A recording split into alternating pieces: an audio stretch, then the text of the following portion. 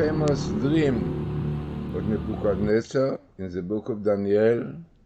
And this is what he saw, Nebuchadnezzar. He was very worried, didn't know what is going on, and Daniel interpreted to him what he saw, and this is what he interpreted, very famous, that the head which the dream, Nebuchadnezzar, the king of Babylon, saw the head from gold. Then he saw the middle part of his body silver. Then he saw the lower part bronze, copper. Then iron, and in the end he saw iron and clay mixed together. So this is what he told him. The head is Babylonic, and this is yours. This is the date, it was 6 BC. Then the Persian, Media or Persia, took over from the Babylon, we know, 536 BC. And then came the Greeks, Greek Empire, 330 BC. And then came the Roman Empire, 27 BC, which is Edom, definitely.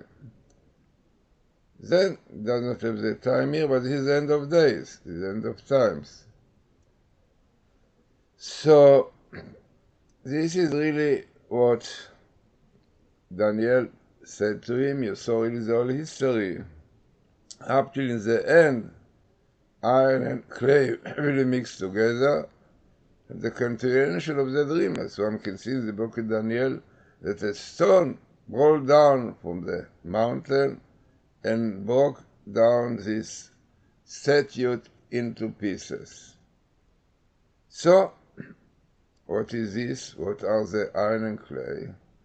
So it's brought up Sadiagon. Some other important ancient commentators said, iron, as it is in the iron is Roman, Edom. Clay, the Arabs, because they live in desert. Some say because in the story of Abraham that they are going to read today. So those visitors who were Arabs were brought down to the dirt, the sand, they believed in the power of sand. So, but clay is the Arabs, iron is Edom, indicated that before the end of history, at the end of time, after all these 4 kingdoms, will be a situation, the hills, this is also filled with the expression in Hebrew, Ikvita de Mashiach, the hill of Messiah, will be partnership between iron and clay, which is Edom, and the Arabs, which is basically Islam. Yeah, Edom and Islam.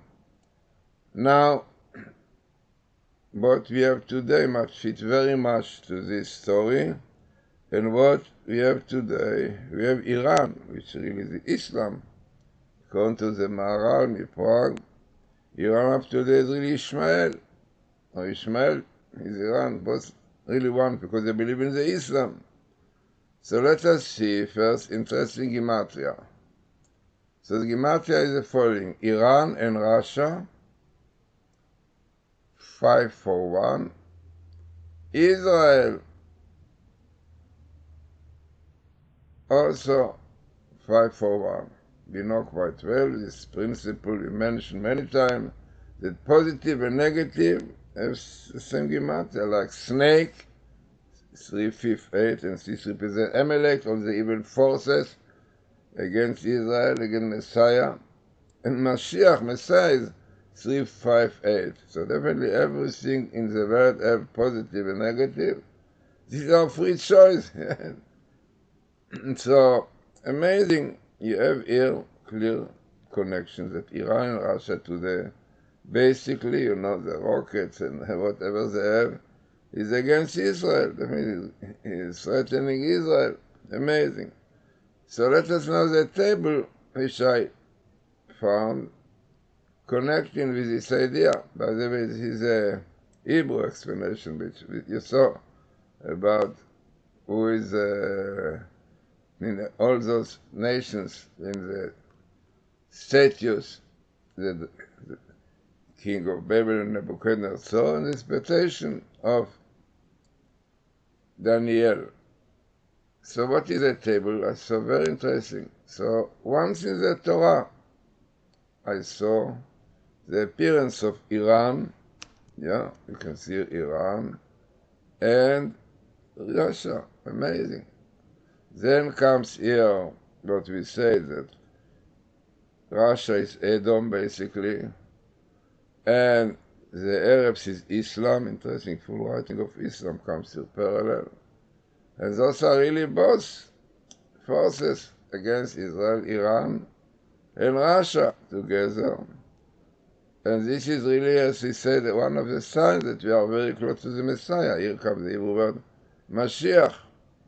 But definitely everything depends on the keeping of the Torah and Shabbos and so on. You have here in purple Torah. Now, what is the stone? What is this stone which holds? What it represents? So also the commentator says it represents Jacob and Joseph, about whom is written, Vaya, yeah, Jacob, the house of Jacob will be fire, and the house of Joseph will be flame, and they, both of them will destroy the evil forces, against Israel, which all those, definitely, all those nations, and the Arabs and Edom, all those enemies of Israel, anti-Semites. So amazingly, you have here the name Jacob, the house of Jacob, and Joseph, the house of Joseph. So it's written, there is a famous verse in the Bible, Vayabet Yaakov Esh, the house of Jacob will be fire. Bet Yosef, and the house of Joseph will be flame of fire. Oh, flame of fire is more than fire. Flame destroyed everything, and this is exactly what is going to happen in the end of days, was with the partnership of the enemies of Israel. So very interesting table. As we said, once in the Torah, Iran and Russia, and parallel Islam and Edom, and all against the children of Israel. And this will bring Messiah and Torah. Definitely only, as we mentioned many times, the merit of keeping the Torah. So this is, as we said, the whole history behind this statue which the king of Babylon, Nebuchadnezzar, saw in a dream, and Daniel interpreted to him exactly what it represents. Basically, the whole history up to the end of time, up to the hills of Messiah, in which the Arabs and Edom can be Russia today, definitely Europe, who are against Israel, all those, the house in Israel also in the state, I don't see the Biden like somebody, the people who help support Iran. So, interesting and significant and very relevant table, and as I said, interesting once in the Torah of Iran and Russia. And then you have exactly the prophecy, I think Isaiah says that the house of Jacob, Yaakov, will be fire, and exactly telling us that they will destroy these evil forces who plan a lot of, unfortunately, things against Israel. So, let us hope that we are now very close to the time of Messiah. You can see the Messiah. But hoping also to believe in the Torah, it means the Gentile will keep the 7 laws of Noah, and the children of Israel will give Shabbos and everything. Also they have to keep, unfortunately.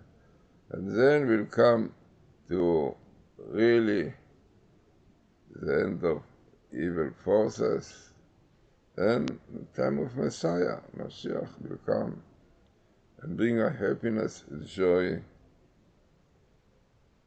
and tranquility, peace and quiet.